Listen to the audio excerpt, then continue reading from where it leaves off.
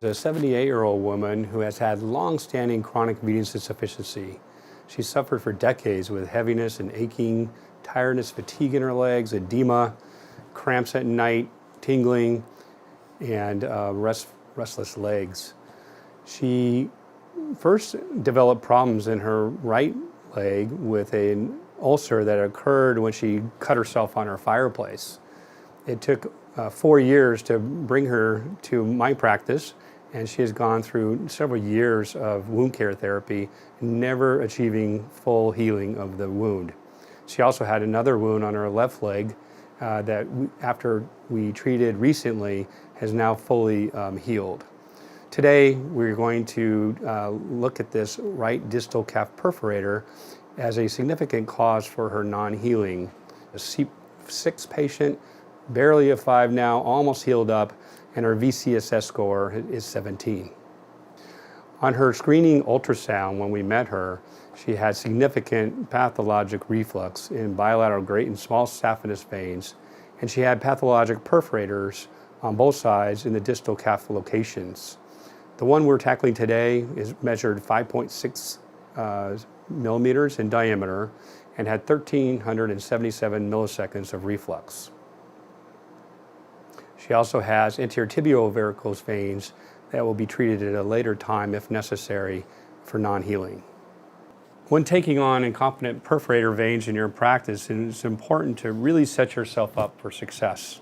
Where the green marker is right at the junction of where it pierces through the deep fascia to enter into the posterior tibial vein. We're going to circle the posterior tibial vein just so you can identify that. And it's very important to go after what I call your hazards first. Hazards are anything you don't want to be affected. So what we'll do is we'll measure a 5 millimeter safety distance from the edge of that posterior tibial vein. So right there is perfect. It's right on that corner.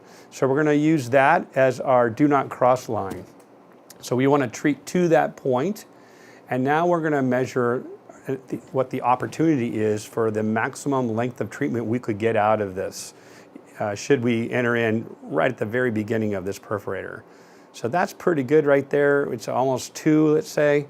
So if I were to enter in at just on the far left of that perforator, it looks like we would get 4 different treatment cycle locations. So I'm going to stay back a little farther from the probe than I normally do, in case he's putting it out there about 1.5 centimeters from the edge of the probe. So I'm going to have a nice little runway here.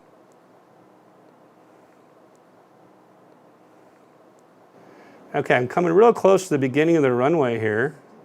And then right when I'm at the edge, I like to pierce it.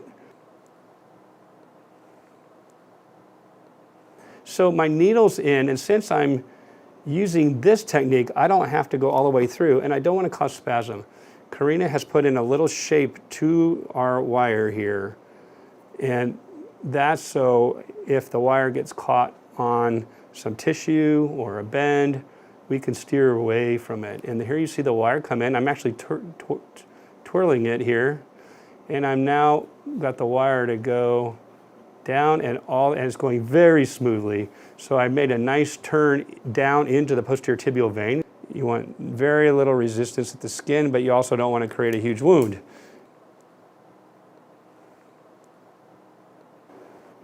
Okay, what do you think? I think the dilator's down.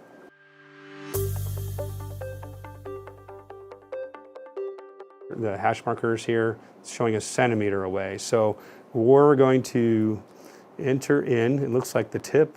If you look at the ultrasound, the tip of the sheath is right to the corner. You all agree? Yes. I heard a yes. Okay, so now we've got the catheter.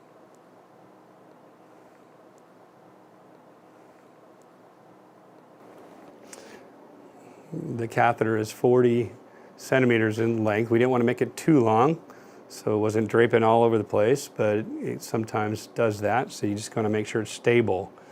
Okay, and so you see we're right at the edge here of the tip. The tip is just out. I'm going to pull the sheath back because our catheter is down to the corner, if not across the corner. Now I'm going to pull the sheath all the way back and out of the body without pulling back the Maven. So you can see on the screen, that's 3-4. That's really nice. It matches up what we believe to be true. This is just confirmatory. And we go 5 millimeters. Okay, maybe. There it is. See it right there? I'm going to go in. I'm going to bring it in. There. Without moving the catheter. It's easy to lose track of that, so I really advise you to and I'm keeping eyes on it too. Put almost a death grip on the hand that's holding the catheter, because it can slip out really easily if you're not attentive. And I'm going to go below the catheter now and just deliver circumferential lidocaine. And now I'm going to come up more proximal and more shallow, and we're ready to go. So we're going to do our first treatment cycle here.